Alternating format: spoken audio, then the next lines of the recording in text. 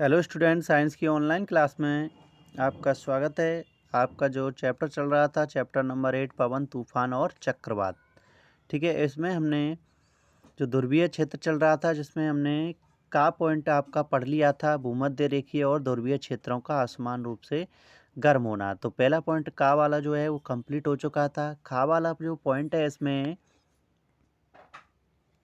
वो आपका है, खा पॉइंट है थल और जल का असमान रूप से गर्म होना।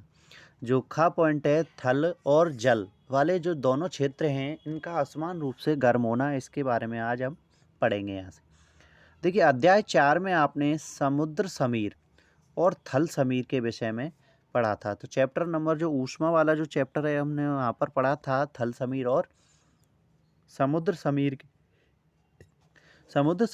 समुद्र समीर के बारे में पढ़ा था वहाँ पर। तो ग्रीष्म काल या गर्मियों में क्या होता है, थलीय क्षेत्र अधिक तेजी से गर्म हो जाता है। गर्मियों के दिनों में क्या होता है, थल क्षेत्र अधिक तेजी से गर्म होता है और अधिकांश समय थल का ताप समुद्री जल की अपेक्षा अधिक रहता है। ये हमने वहाँ पर पढ़ा था।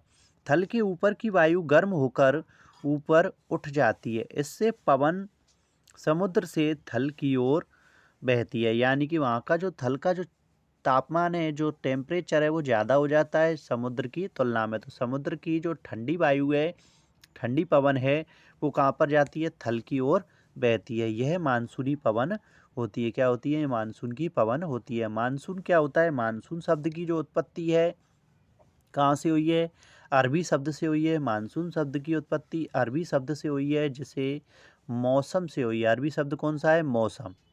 यानी कि मानसून शब्द की जो उत्पत्ति मानी जाती है, वो अरबी शब्द मौसम से मानी जाती है, जिसका अर्थ है ऋतु।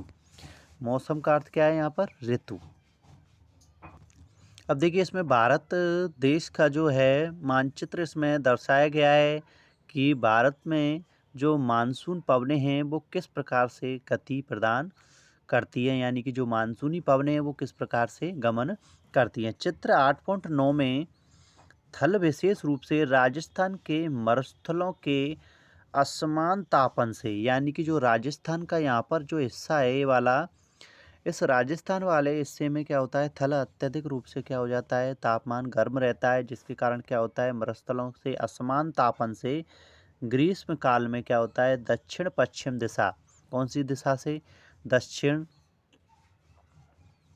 दक्षिण और पश्चिम दिशा से मानसून निर्मित होता है। क्या होता है, इस वाले हिस्से से और इस वाले हिस्से से। ये होता है आपका दक्षिण पश्चिम हिस्सा। यहाँ से क्या होता है, ये समुद्री एरिया होता है और समुद्री एरिया से क्या होता है, यहाँ से ठंडी पवनें यहाँ पर क्या होती हैं, यहाँ से थल की ओर गति करती हैं।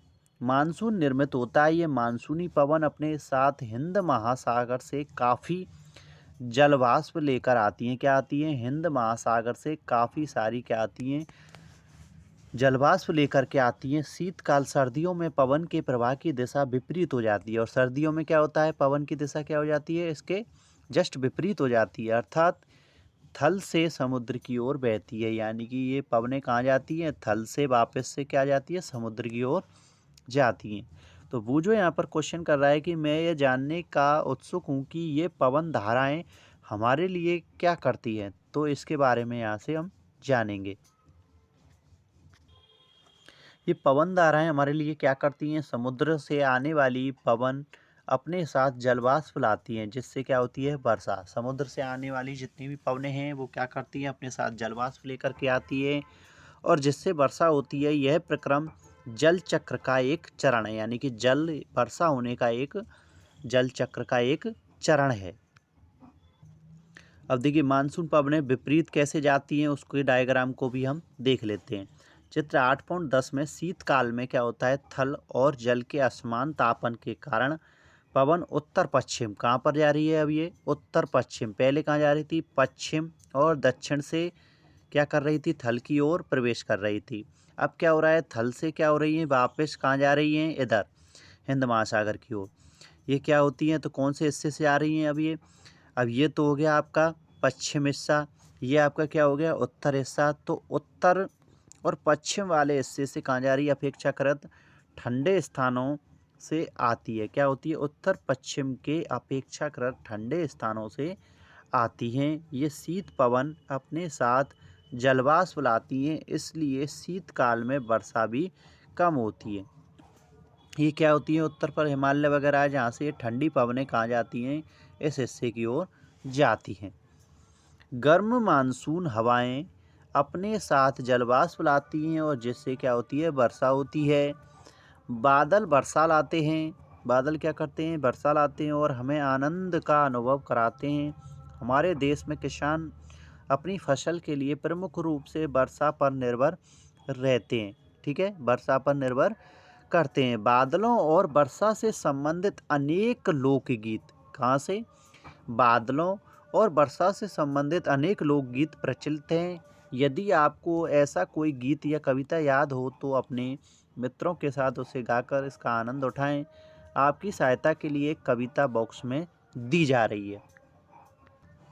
एक कविता इसमें दी गई है। उमड़ घुमड़ कर आए बादल, आसमान में छाए बादल, मानसून में आते बादल, बूंदों को बरसाते बादल, बिजली को चमकाते बादल, खेतों को लहराते बादल, सागर से हैं बनते बादल, सागर में मिल जाते बादल।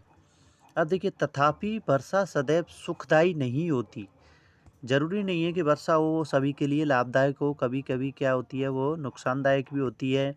कभी कभी वर्षा अनेक समस्याओं को जन्म देती है। क्या आप ऐसी कुछ समस्याओं के नाम बता सकते हैं?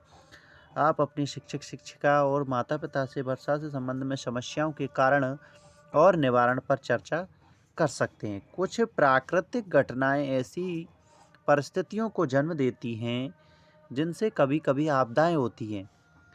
इनसे मनुष्यों, जंतुओं, पादपों के जीवन के लिए संकट उत्पन्न हो जाता है। आइए हम ऐसी दो घटनाओं जैसे तड़ित और झांझा और चक्रवात का अध्ययन करते हैं। एक तो तड़ित, जो बिजली कड़कना जिसको बोलते हैं तड़ित झंझा, और चक्रवात का अध्ययन करेंगे। यहाँ से 8.5 में तड़ित झंझा और चक्रवात। तड़ित झंझा भारत जैसे गर्म, आर्द्र, उष्णकटिबंधीय क्षेत्रों में अक्सर विकसित होते रहते हैं। कहाँ कहाँ पर? भारत जैसे गर्म, आर्द्र, उष्णकटिबंधीय क्षेत्रों में अक्सर विकसित होते रहते हैं। ताप में वृद्धि होने के कारण ऊपर की ओर उठती हुई पवन प्रबल हो जाती है। क्या हो जाती है? ऊपर जब जलवाष्प उठती है तो वो प्रबल हो जाती है। पवन वायु से पहले से विद्यमान जल बूंदों को, पवन जो होती है वो वायु में जो पहले से ही विद्यमान जल की बूंदें हैं अपने साथ ऊपर ले जाती है, जहाँ ताप कम होने के कारण वे जम जाती हैं। क्या हो जाती हैं? ऊपर जो होता है वो ताप कम होने के कारण क्या हो जाती है? वो जम जाती हैं और पुनः नीचे की ओर गिरने लगती है। गिरती हुई जल की बूंदें और तीव्र वेग से ऊपर उठती हुई वायु की परस्पर क्रिया से बिजली या तड़ित कौंधती है, जिससे ध्वनि उत्पन्न होती है। इसी घटना को हम तड़ित झंझावात कहते हैं। आप तड़ित झंझावात के बारे में उच्च कक्षाओं में विस्तार से पढ़ेंगे। अब देखिए, इस नीले बॉक्स में कुछ दिया गया, उसको भी हम पढ़कर समझ लेते हैं। यदि झंझा के साथ तड़ित यानी कि बिजली भी गिरे तो उसे तड़ित झंझावात कहते हैं। ठीक है, क्या कह रहा है? झंझा के साथ यदि बिजली भी गिरे, तड़ित भी गिरे तो उसे तड़ित झंझावात कहते हैं। इससे हमें निम्नलिखित सावधानियां बरतनी चाहिए। किसी ऐसे वृक्ष के नीचे आश्रय ना लें जो अलग थलग हो। यदि आप वन में हैं तो किसी छोटे वृक्ष के नीचे आश्रय लें। खुली जमीन पर ना लेटें। धातु की डंडी वाले छाते का उपयोग ना करें। खिड़की के निकट ना बैठें। खुले गैरेज, भंडारण शेड, धात्विक चादरों की छत वाले शेड आदि आश्रय लेने के लिए उपयुक्त स्थान नहीं होते हैं। कार अथवा बस आश्रय लेने के लिए सुरक्षित स्थान हैं। क्या है? कार अथवा बस आश्रय लेने के लिए सुरक्षित स्थान है। यदि आप जल में हैं तो बाहर निकलकर किसी इमारत में चले जाएं। ठीक है, तो तड़ित झंझावात से संबंधित कुछ सावधानियां इसमें बताई गई हैं। अब तड़ित झंझावात जो होते हैं कैसे चक्रवात बन जाता है, यानी चक्रवात के रूप में कैसे परिवर्तित होता है, उसके बारे में समझते हैं। आप जानते हैं कि जल को द्रव से वाष्प अवस्था, यानी कि जो जल है द्रव अवस्था में होता है, उसको वाष्प अवस्था में परिवर्तित करने के लिए ऊष्मा की आवश्यकता होती है। यानी कि जल को हमें क्या करना पड़ता है, गर्म करना पड़ता है, ऊष्मा देनी पड़ती है। ऊष्मा की आवश्यकता होती है क्या, वाष्प के द्रव में संघनित होने पर।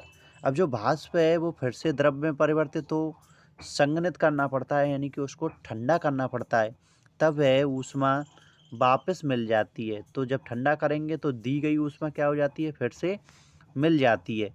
इसके समर्थन में क्या आप कोई अनुभव बता सकते हैं? तो अनुभव के बारे में चर्चा करते हैं यहाँ से।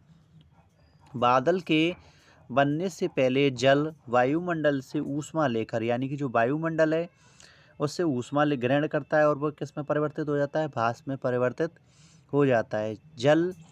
जब जल भाष्प वर्षा की बूंदों के रूप में, जो जल भाष्प बनी थी वो वर्षा की बूंदों के रूप में पुनः द्रव रूप में परिवर्तित होती है, तो यह ऊष्मा वायुमंडल में निर्मुक्त हो जाती है और जो ऊष्मा ली थी वाष्प बनने में वह ऊष्मा किस में चली जाती है, फिर से वायुमंडल